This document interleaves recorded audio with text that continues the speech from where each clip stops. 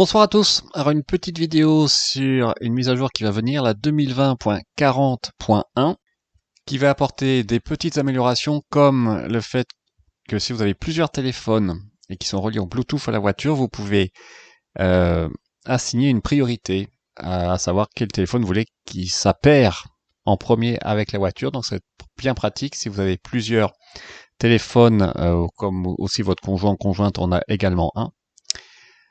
L'autre amélioration s'appelle le Glovebox Pin. En fait, vous allez pouvoir mettre un code au niveau de l'écran pour fermer, ouvrir plutôt la boîte à gants. Donc, vous savez, à l'heure actuelle, on peut l'ouvrir sans problème, juste en utilisant la commande vocale ou le bouton du menu. Là, et vous pouvez assigner un code. Donc, bon, voilà, c'est pas mal, c'est une bonne idée.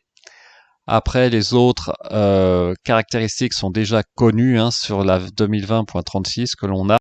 Sauf qu'il y a d'autres informations intéressantes comme le fait que pour certaines modèles 3, modèle Y, on pourrait réchauffer le port de charge, vous savez, de la voiture, notamment si vous êtes au Canada ou au Québec l'hiver, si c'est complètement gelé, c'est compliqué pour ne serait-ce ouvrir le port de charge. Et le problème, c'est qu'on ne sait pas si toutes les voitures, les modèles 3 ou modèle Y, ont cette fonctionnalité.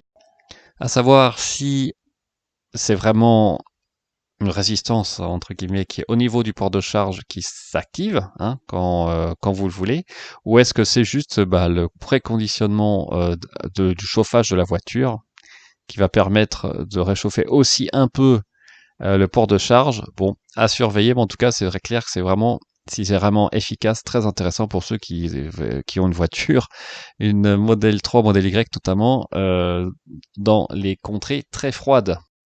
L'autre info intéressante, toujours pour mon hacker préféré Green The Only, c'est que, a priori, les panneaux de signalisation sur les voies rapides aux États-Unis uniquement commenceraient à être aussi détectés et reconnus et donc utilisés par la voiture. Donc ça c'est intéressant puisque je vous ai déjà montré plusieurs fois que en France, sur les voies rapides et les autoroutes, les panneaux ne sont volontairement pas reconnus par la voiture pour différentes raisons. Et une autre fonction intéressante aux États-Unis, tout du moins, c'est que la voiture maintenant passerait au feu vert sans qu'on ait à confirmer le devoir passer au vert. Vous savez déjà qu'aux États-Unis, si vous suivez une voiture et que le feu est au vert, la voiture va pas vous demander de confirmer. Et puis maintenant, elle le ferait aussi dans le cas où il n'y a pas de voiture devant vous. Alors que je vous ai montré plusieurs fois que, en France, c'est différent. Qu'il y ait une voiture devant vous ou qu'il n'y ait pas de voiture devant vous, quand le feu est vert, vous devez de toute façon confirmer soit par le levier, le commodo de l'autopilote ou par l'accélérateur pour confirmer le passage au feu. Autrement, la voiture ralentit, voire va s'arrêter. Alors ça, je ne sais pas si c'est nouveau, mais en tout cas, j'ai reçu un texto, vous voyez, sur ma voiture. Et j'ai on va dire, les smileys qui apparaissent maintenant dans le texte. Alors, je ne sais pas si c'était le cas avant. Donc je voulais vous le montrer. Alors, par contre, ce qui n'apparaît toujours pas évidemment, et je pense que c'est pas près d'arriver, c'est dommage d'ailleurs, c'est les MMS. Ça pourrait être sympa aussi de pouvoir lire les MMS, de voir les photos. Peut-être ça doit pas être si compliqué que ça à mettre en charge en application plus tard dans la voiture. À voir en tout cas. Alors l'autre info du jour qui est vraiment intéressante, c'est le retour de la vengeance qui tue de Easivia. Alors qui l'eût cru? À savoir que dans le site web Les Numériques, la directrice générale d'Easivia, Christelle Vives, confirme que la Easivia va réinstaller des bornes au niveau des autoroutes.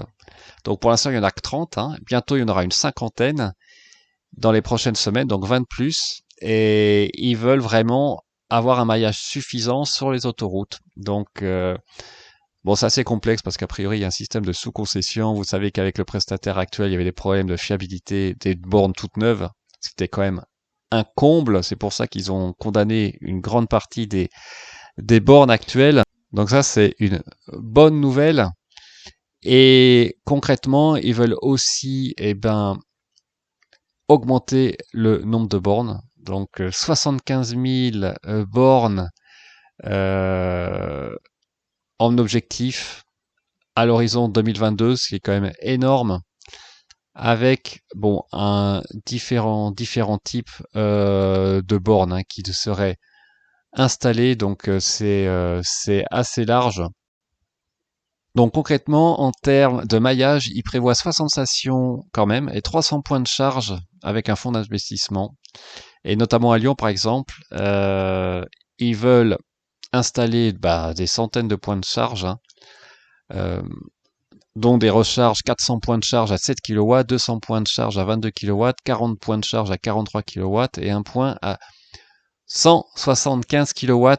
Il y a aussi Freshmall qui va, avec l'Eurométropole de Strasbourg et d'autres partenaires, installer beaucoup, entre guillemets, plus de 100 nouvelles stations de charge dans l'agglomération strasbourgeoise d'ici normalement 2022. Donc, vous voyez, ça commence à se développer.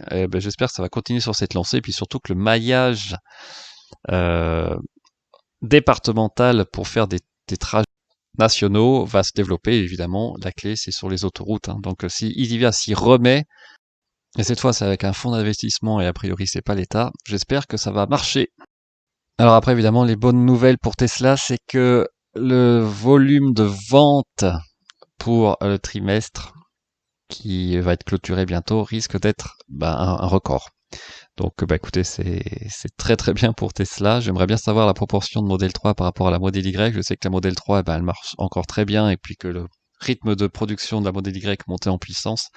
Au cours des derniers mois, on parle d'un volume de vente de autour 140 000 véhicules pour le troisième trimestre et que Tesla pourrait atteindre son volume de vente de 500 000 véhicules sur l'année, ce qui c'est vraiment une très belle performance. Et si on rajoute le fait que Tesla a diminué le prix de 8% de sa Model 3 en Chine grâce aux nouvelles cellules lithium fer phosphate pour son modèle de base, qui donc passe à un prix environ de 31 000 euros au lieu de 34 000, ça fait un peu relevé, sachant que l'autonomie, alors là c'est pas WLTP mais ENEDC par automobile propre est donnée autour de 470 km. Sachant qu'en France, ça se vend bien aussi, hein. Renault, Zoé, i208, Captur-E-Tech se vendent très bien en France, bien aidé par le bonus, hein, qui va d'ailleurs diminuer, hein, on en reparlera en 2021. Donc ça va aussi peut-être encore accentuer la vente des véhicules électriques pour garder le bonus maximum, hein, pour l'année 2020, donc ça va être intéressant à voir. Mais voilà, donc le marché est tiré vers le haut par les véhicules électriques ou les véhicules hybrides rechargeables.